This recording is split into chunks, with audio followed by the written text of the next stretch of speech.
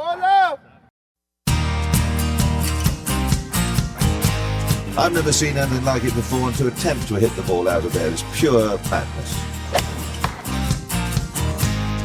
The winner of the gold medal and the champion golfer of the year is Cameron Smith. This is the one that I've always wanted to win since I was a little kid. So it just feels pretty amazing to be able to get it done today. It's amazing that it's my destiny to be the first Aussie to win. Just incredible. Hello and welcome to episode 17 of Playing from the Tips, Golf Australia magazine's preview and tipping show covering all the ins and outs of the week ahead in professional golf. Jimmy Emanuel here in the host chair, guiding you on this week's journey across Canada, Sweden and the United States with the help of some of our so-called experts, one of whom might soon be able to drop the so-called element of the descriptor. That tipster has added yet another win to his tally for the year, and I of course speak of golf's thinker so far in left field, he would be out of bounds on the first hole of the old course. Nice. Okay. Thank you. Adrian Logue, that man is. Logue, has the fan mail become too much to reply to? It can be a bit overwhelming at times. But yeah, I've made room in my schedule for this to go again. Are you just enjoying the journey and just want to keep doing what you're doing, like Rose Zhang?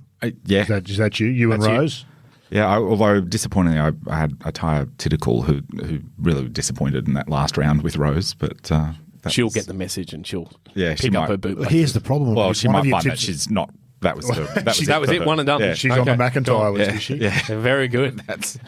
That other voice but Victor Hovland was Victor Hovland. That's just that was. That other voice you hear is a tipster who's not so much about winners, but the solid performances that hold up the so-called expert squad, like the couple of top tens he contributed last week.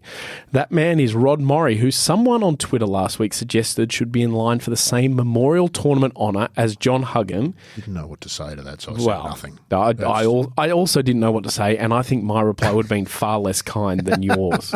But shout out to our man, very Huggy. kind, but a little off base is how I suggest that we're grading on a curve here, and I'm not on the curve part, I'm down on the flat. Speaking of last week, Logue correctly tipped Victor Hovland to win at Jack's Place, so we now sit with 14 wins for the year.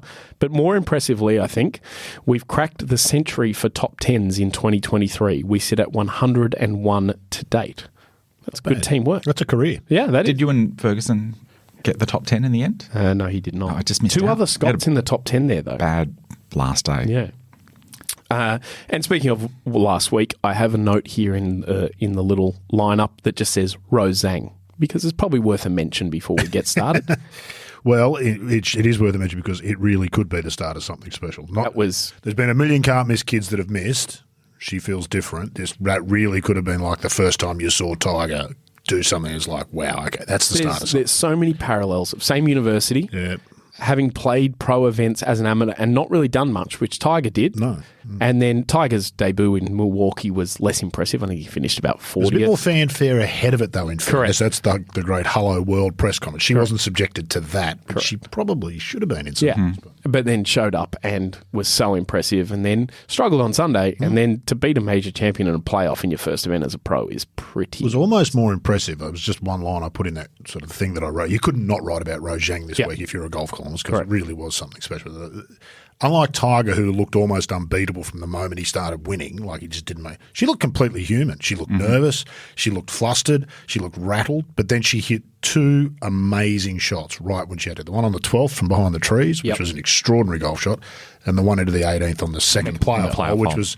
What was she? Hybrid versus 8-iron? Yeah, she had hybrid in there, yeah. And that shot, no doubt, had some influence on what Jennifer Kupcho did just after, which was an extraordinarily putted it off the green. And such a poor 8-iron into the hole with an 8-iron to leave it down on the front edge. And so she hit the special shots at just the right time. That Tiger always did. He had plenty of bad. We forget all the bad shots Tiger's hit, the really wild drives and short putts that he's missed. And the bad shots often lead to the memorable ones. That's exactly right. The chip in on 16 at the Masters came from nobody who knows anything about golf hits it over there. No, the 3-iron from the bunker that's not even on the planet for where he's trying to play. Yeah, exactly. Yeah, and I think she's going to benefit greatly from Michelle Wee's guidance, who you think, oh, well, she didn't actually fulfill her potential, but that's going to be a great sort of guide. Lexi Thompson both did the same thing, turned pro at 15. You can understand why, both extraordinary talents. Zhang might not be quite as physically talented as those two, but that extra 5 years playing all that competitive golf, learning to win, which is another parallel with Woods. His dad never let him go up a level till he'd won at that level. Yeah. She's got all of that. There's everything in her favour. Doesn't mean can't miss because there's no such Absolutely thing. not. But she has got everything required to be Something somewhat like Tiger on the LPGA. Really. Let's move ahead to this week. And That's first, right. Seems genuinely nice, too. yeah, that's right. Yeah, it seems like it. Which is and refreshing. I would love to see the Australian Open making every effort to get her to come down here and play. Well, that this would is be where these scheduling awesome. things become. Yeah. Now we've had this star emerge. We don't know what will happen by the end of this year, but by the end of this year, Rose Zhang might be the hottest thing in golf, men's Correct. or women's. And that whole scheduling issue that they've got will work against them. Yeah. So anyway, let's move on. Let's look at the RBC Canadian Open on the PGA Tour. Now, it's not a designated event this week, despite What am I doing here? Can't live for this, can't live for this at all. Tournament. There are still some good names making the trip north to Canada, but understandably so, because we had last week designated at the Memorial. We have this week, then we go US Open, then designated Travelers Championship. So this is the problem the PGA Tour has got with this scheduling and trying to appease sponsors like Travelers, who've been a good sponsor for a long time, and work that out. But the headline act being Rory McIlroy, who is a two-time defending champion. His defence will take place at an all-new venue for the tournament. Oakdale Golf and Country Club is the 37th course to host the Canadian Open in its 117-year history. So we're north of Toronto. Oakdale's got 3 9-hole loops, 2 designed by legendary Canadian architect Stanley Thompson and 1 by his protege Robbie Robinson. Great name. All of which was once a farm. And in 2015, Ian Andrew was brought in to restore the course to sit more closely with Thompson's vision. And if you've played any golf in Canada, Stanley Thompson's golf courses are absolutely unreal. In that Toronto area where I've played a bit of golf, it's unreal. So the 3 9-holes are the Thompson, Hominiuk, and Knudsen 9s. So the Knudsen 9 is the one designed by Robinson. That's going to be the back 9 this week. And then you got a mix of the other holes for the front 9. Is it named after George Knudsen? Or It is there indeed. just He was the club pro there. Is that, okay. There you go. Yeah, and so was, and I've not got his first name down here, but Hominiuk was one of the other long-term club pros. Tree-lined, imposing, interesting bunkering. In Andrew, very good at bunker restoration work. So Sort of the Mike Clayton of Canada. He is the He Mike is. Clayton of Canada. Yeah. We had him Very on the interesting guy. podcast ages Yeah. ago. Really interesting guy. but kind of typical old Canadian golf, really. So ball striking always at a premium. No wonder they produce a lot of good ball strikers. That's the kind of golf you get up there. And they spent 6 months of the year indoors just hitting golf balls because they can't go outside because it's snowing. Correct. So, in terms of players to watch, you can't go past Rory to start the list, who won in 2019, COVID issues, then won last year. Sunday struggles at Muirfield Village. Smarting after that. A slight concern, wedge play that was more akin to what I saw at the Australian Golf Club last Thursday from Warren Smith than I would see from Rory McIlroy, but that's okay. So he's kind of got a tortured golfer vibe this year. So you don't know whether he shows up angry, happy, working hard. US Open's obviously in the periphery. Other noteworthy names include Matt Fitzpatrick, Justin Rose, Cameron Young, Tommy Fleetwood, Tyrrell Hatton, Shane Lowry. Corey Connors leads the local charge. He will be trying to become the first Canadian winner since 1954. Extraordinary, isn't it? And the first Canadian-born winner since 1914. Wow. Crazy stuff, that is. Amazing. Wow.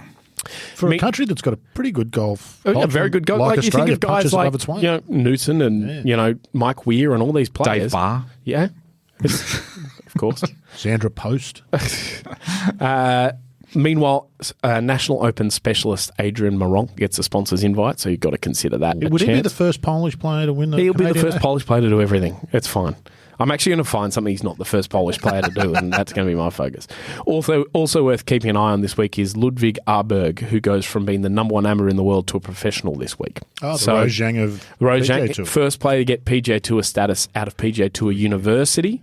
Very, very interesting. You've got a couple other former amateurs like Michael Thorbjornsen and a couple others there as well. Aussies in the field, Aaron Badley, Harrison Endicott, Jeff Ogilvie and Cam Percy, who are all trying to become the 7th Australian winner of this event and the first since Jason Day in 2015. So let's have a look at some tips. And Lo, given you're the oracle, you may as well lead off the batting. I'm going absolutely nuts this week, and I'm just swept up in Rozang fever, and I'm going with Ludwig Garberg. Okay. Yeah. I like it. There's a bit of buzz about him. He's got some serious game. And he really does. And there's possible Ryder Cup place on the line for him as well.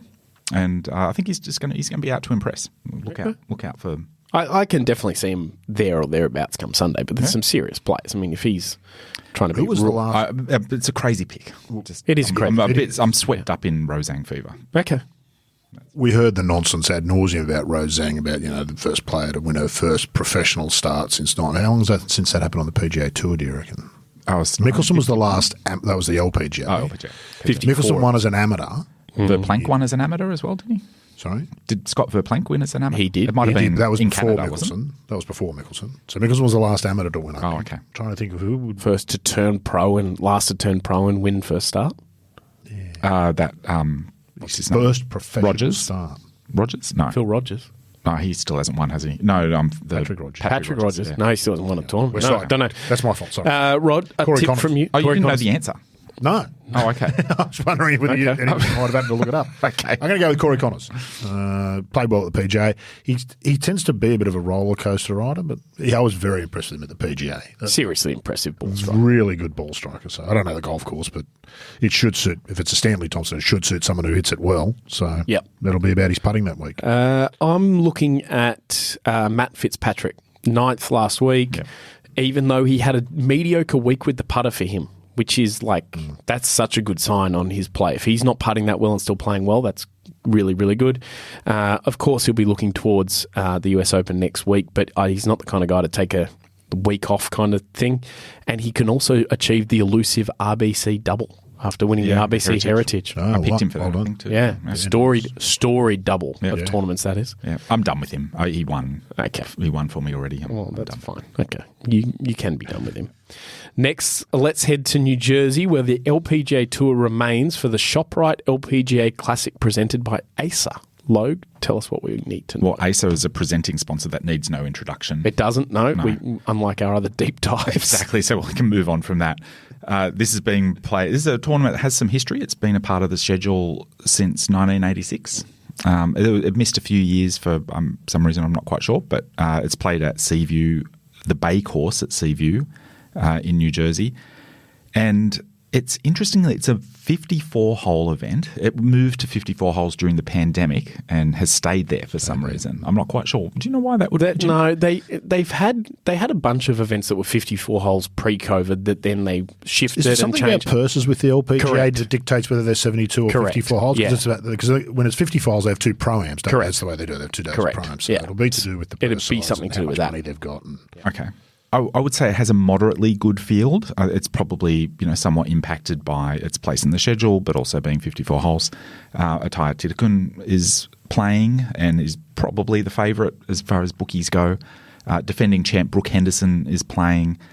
Brooke Henderson got her professional start here actually, and she's shown a lot of loyalty to the tournament, coming back year after year. Hyoju Kim, Andrea Lee, Ayaka Furue, Georgia Hall and Ash Buhai. I think out of the Australians in the field, Sarah Kemp, Karis Davidson and Sue O's getting a start. No Rozang. No. She surely wouldn't have time, would she? Hasn't she got to move out of her dorm room or something at Stanford? She hasn't moved her stuff out yet? Yeah. Just looking at the course, if you just took a casual look at it, you might mistake it for a resort course, but it's actually more of an old school classic layout. It's got some good stuff in there. Got some good pedigree. It's Donald Ross and Hugh Wilson. And relatively small greens, virtually no trees, so the wind can quite howl unobstructed vistas. Has a fairly linksy feel with the wind being a big factor. Yeah, so a little bit of trivia too. It's actually hosted a men's major. They used a composite layout with this Bay Course and another one there. Oh yes, I think I remember doing the. Do you know who won? I'm going to say it was a PGA. Yes. Match play. Yes. I'm going to say Sam Snead. Yes. Yeah. Did you I wrote write the preview for this last year? Last year or the year before, and I remember finding that nugget. That's impressive. And the year? 40. 8. I was going to say 46. 42. 42. There you go. Pretty good. Okay. Do you know who you beat in the final? Leo Deagle. No. Oh, great guess. Great guess, but not right. Wow. No, Jim Tunisa. Tunisa. Yeah. There you go. Yeah. Tunisa. My pick is a player who's in an incredible run of form and a favourite of yours as well, Rod. You're not going to do this. Ayaka Frue. Yes, too. You Hovlanded me last week. If she wins, I really am going to come after you. She just quietly had a fourth last week. Was only a couple of shots out of the playoff. And I think the only thing that's really kept her winning at least one of those events the last few weeks has been sort of strength of field. And I mean, in the weakest field, she came very close to winning in the match play event. But 54 holes this week, a slightly less strong field, and a course that rewards patient and accurate play. I think she's just going to feast on this golf course and this event this week. She'll wear the course down, the field down. She'll eventually just wear them down, and she'll be a winner. Yeah. A thought from you, Rod? Well, Given I was you've going to stolen your thought. Given that you've stolen and tried to talk me into Shane Lowry last week. I'm glad I went with Scheffler, who ended up finishing. Yeah, that's right. The top 10. Shane Lowry fell away, so I'm not taking any. I'm going to go a Logue pick on a real left field one. Chiara Noja, I think that's how you pronounce it. Yep, that's it. One, I think, already on the Ladies European Tour. What is she, 15, 16 years old? Correct. Has a golf swing to die for. Ewan Porter is obsessed with her golf. It is an extraordinary action. This is her LPGA debut. It is. She's an invitee. She's still. She might have turned pro, actually. She's turned pro. Yeah, she's not listed as an amateur. So, look, who knows? On the back of this Rojae thing, this can help. I don't know whether you remember way back in the late 90s, early 2000s, Aaron Baddeley won the Australian Open as an amateur. Yep. Brett Rumford then won as an amateur on the PGA Tour of Australia. These things tend to come in runs. If anybody can do it, she can. She's not just got a pretty swing. She's a seriously good player. Yeah, I agree with that. So I think it's her first start on the LPGA. I'm pretty sure it is. She played a lot of Aramco series and all that sort of stuff, and she won an Aramco series, maybe? Might have been an Aramco series that she won. Yes, I think you're right, actually. It's an LEC. Either way, she can play. Yeah. So. German out of Dubai, I think it is. Yes. Yep. I think her whole life has been about building a golf career. Absolutely. Yep. I'm going to throw a bit of a random one in, an Australian out there just because I can. Sarah Kemp. Really solid year, and she continues to get close to that first win, and then just 54 holes is good for Kempy. Tends to drop around out. But she's old now, so Oh, it's easier for her to get jeez, around. that is rough. We told her that on the podcast. Lord. Okay. Well, Lad, she has. We're going Look forward delayed. to the message from Kempy coming to my phone, given she's got my phone number. But I think she's going to be experienced at this golf course. She's not had great results the last couple of years there, but she's playing really good golf. And she was last week, she just had a horror first round, had 80 the first day and was never a chance. So I think this is going to suit. So Put it to her when we had her on the podcast a couple of weeks ago, the good podcast. It was good, yeah. That she's playing as good as she's ever played in her career, and she said, yeah, absolutely. 100%. And I think she has for the last couple of years. Yeah, absolutely. It's really, really impressive. So Underrated player. Delayed good bump coming up for her. Well, she did play well one week, and I tweeted out that it was a good bump, and everyone got on board, and then she didn't play good the next day. So that's my fault. Enough about that. Go Kempy. That would be fabulous to see, actually. I think Curry Webb's won around there.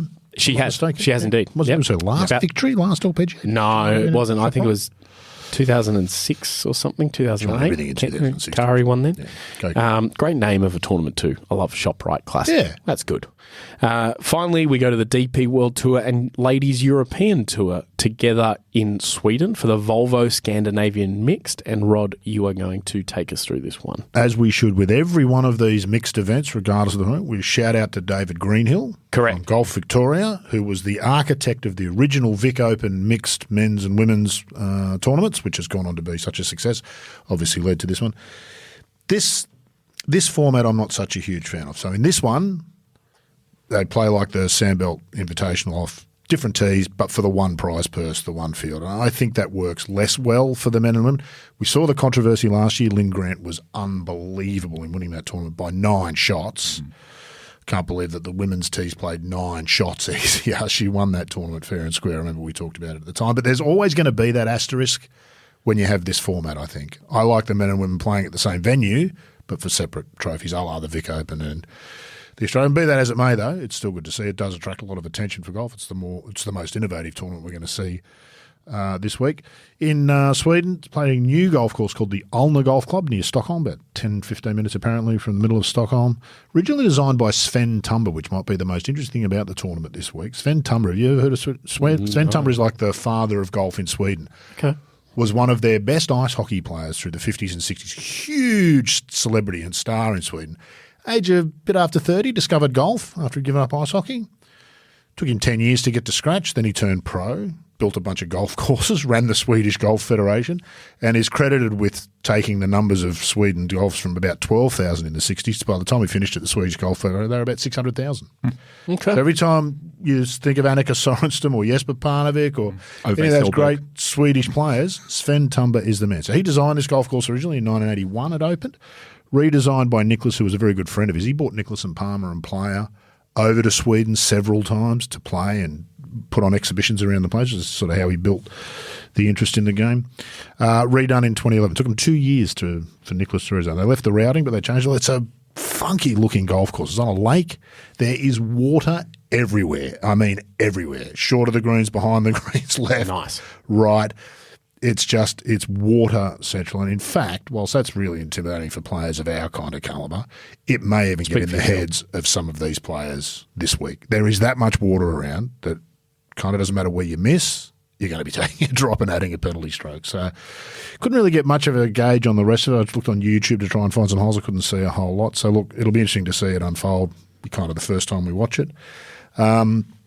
Semi-private club. It's hosted tournaments before. Hosted the Eisenhower in the late 90s. Not this layout. This is the redesigned layout. Okay. So not this layout.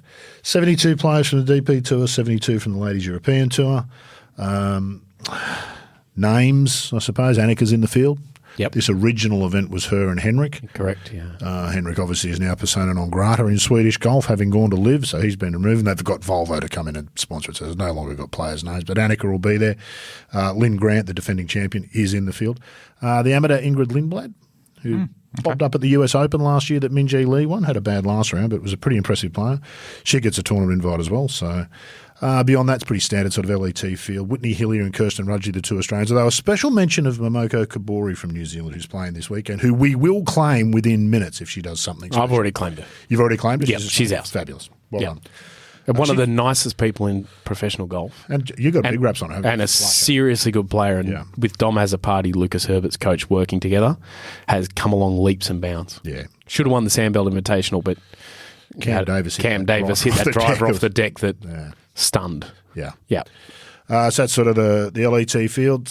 Reasonably standard DP World Tour field. Alex Noren's probably the standout. Plays mostly in the US these days. But I think he's got some sort of attachment to the course. I saw him in a couple of promotional shots. Okay. Couldn't figure out what the attachment was. So he's obviously familiar with the venue. He does stand out in this field. Look, he's been not great this year, but the last couple of weeks he's had one bad round each week. Apart from that, been pretty solid. In this field, home soil, all of that, I like Alex Noren. He's going to be my tip. Okay. And I don't think Lynn Grant's necessarily not going to contend again. She's kind of got a bit to play for. There'll be a lot of chatter again about last year, which was pretty controversial at the time, as you remember. Yeah. I felt kind of sorry for her last year. It was an extraordinary performance lost in the kind of story of the day about the mixed field and all that sort of stuff, I felt, which was a bit of a shame. She's gone on to prove what an extraordinary player she is, but she swung it so good. Oh, it's so good to watch. So impressive, The sound. It was a very tree-like course. I remember all the video. It was like Augusta, the sound of the ball coming off the club. Like watching the old match play videos from Wentworth. Yeah, it sounds different in the trees. Yeah, exactly. So, Logue, a thought? I'm persisting with Ewan Ferguson. Just one bad round last week in the fourth round. Otherwise, he was right there in it. And I was still in good form. So, yeah, he's solid player. Yeah. We're just building a really nice... Yeah, no, I like it. That's pretty good. I think Madeline Sagstrom sneaks into the field without much fanfare. Really good player, like stands out in the field against others. And I feel like they still have the field, the course set a little bit on the shorter side for the women because of the depth of the field, so a good player like her can stand out. She's been playing some all right golf this year, up and down kind of stuff, but very, very rare chance. We talk about Noren, rare chance to play at home, even rarer for a player like her. So I feel like she might be a big chance this week. So that's all we have. Just an interesting little note here that I'm going to bring up from Twitter, because as we record, this is the end of final qualifying for the US Open. Yeah. And a former guest of this show with one of the great stories of all time, Ewan Porter, who 3-jacked it from, I think it was about 15 feet in 2008, so that Rocco Mediate got in from his site and then eventually lost in a playoff to Tiger. So shout out to Ports and his miraculous ability to 3-putt from very close range. His contribution to the game is underrated, Ewan. And that's the sort of thing he's done over the years that people just don't talk enough about. No. And there was a reply to the tweet that said, idiots make history without knowing it. And I feel like it's harsh. That's great. But I really enjoyed that. So You can always see Ewan looking up into the end. Yeah, I'll take that. Yeah, the guy's just trying to, get set up overseas, and he's just going, oh, yeah, okay. Anyway, that's it for episode 17 of Playing from the Tips. Keep up to date with all the happenings from these events and more on our website, golfaustralia.com.au, and we will be back next week for our bumper US Open preview episode.